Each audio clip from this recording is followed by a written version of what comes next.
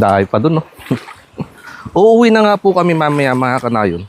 At inuubos na lang namin yung mga dala naming supply na ulam. Kumuha lang po ako ditong ugat at saka talbos ng gabi para naman may sabaw.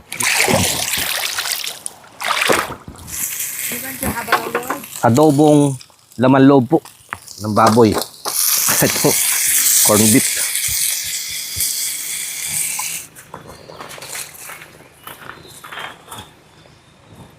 Dapat po dito, slow cooking hanggang maluto na mabuti para po hindi sumama yung kanyang kate. Meron din ho ako ditong itlog balat. Wow. Ito po yung ating sabaw. Wash your hand, Erendel. Lord, thank you po sa pagpapalang pinagkalob nyo ngayong araw. Will be with us, that we will be saved today in Jesus' name. Amen. Kain na tayo. Give her the Top. Ito pa.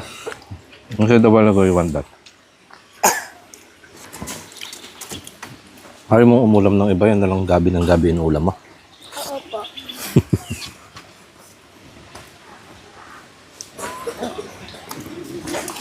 You like it so much?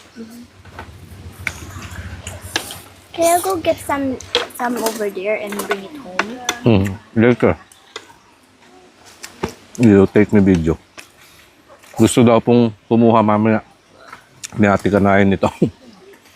Iuwi daw namin. Sabi ko mamaya.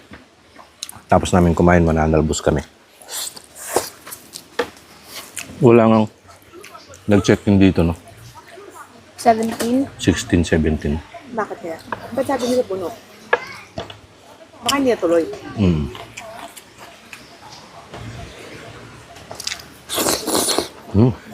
Hop. So I'm watching drama movies.